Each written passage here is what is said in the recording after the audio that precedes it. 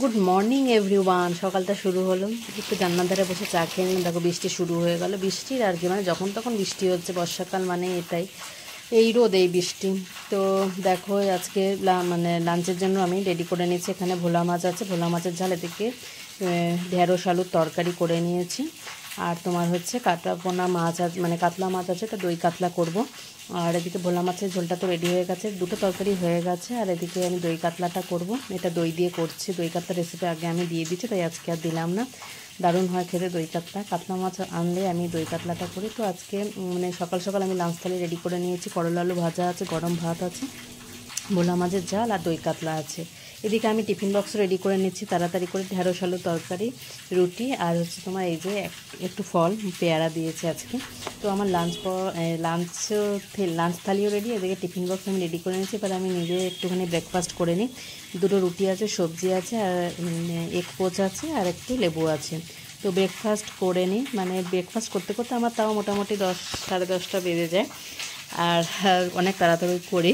আর এটা করলাম আজকে একটা অন্যরকম রেসিপি, মানে পনিরটা আছে, দেখছি কী করা যায় পনির দিয়ে। তো আজকে ভাবলাম পনির বাটার মশলা করি। আর তোমার আর সকালে আমার খুবই তাড়া থাকে, মানে এত তাড়াহুড়োর মধ্যে তাও এত কিছু আমি রেডি করি। রেডি করে ভালো লাগে। এটা কি, আমাকে টিফিন বক্স তো রোজ রেডি করতেই হবে, কারণ টিফিন বক্স না দিলে পরে আমার মানে সেটা ভালো লাগে না। মানে সারাদিন পরিশ্রম করার পর যখন টিফিন বক্সটা খুলবে সেটা তার ভালো লাগবে। তো যাই হোক, আমি এটা করে আসছি, এটা আমার মানে অভ্যাস হয়ে গেছে। আমার না দিলে বরঞ্চ আমার আরও বেশি প্রবলেম হয়, মানে ভালো লাগে না।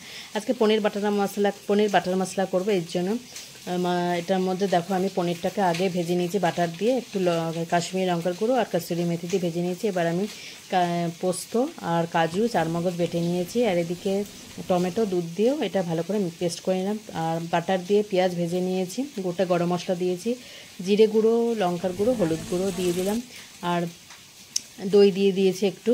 আর এই যে বাটা যে মশলাটা সেটা দিয়ে দিয়েছি, যেটা কাজু চারমগজ দিয়ে বেটেছিলাম আমি, সেই বাটাটাও দিয়ে দিচ্ছি। টমেটো, দুধ দিয়ে বেটেছি, আর একটু চিনি দিচ্ছি, আর কসুরি মেথি উপরে ছড়িয়ে দিয়েছি।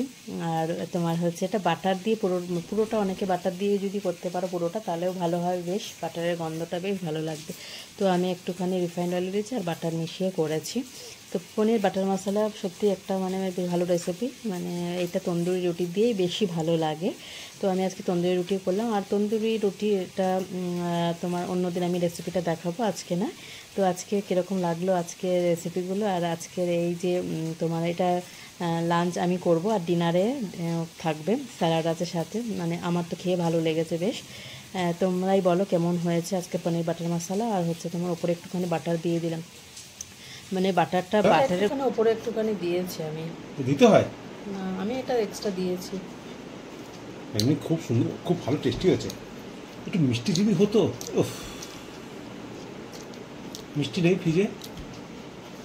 এত ভালো খাওয়ালে কিছু না কিছু একটুখানি মানে থেকেই যায়। ওটা হলে ভালো হতো, এটা হলে ভালো হতো। আরে এর সঙ্গে আরো মিষ্টি দরকার ছিল গো। তো শেষ পাতে যদি মিষ্টি হতো না, পুরো একদম জমে ক্ষীর হয়ে যেত। যতই ভালো মন্দ খাওয়াই না কেন, কিছু না কিছু একটা বাড়তি চেতেই যেত না।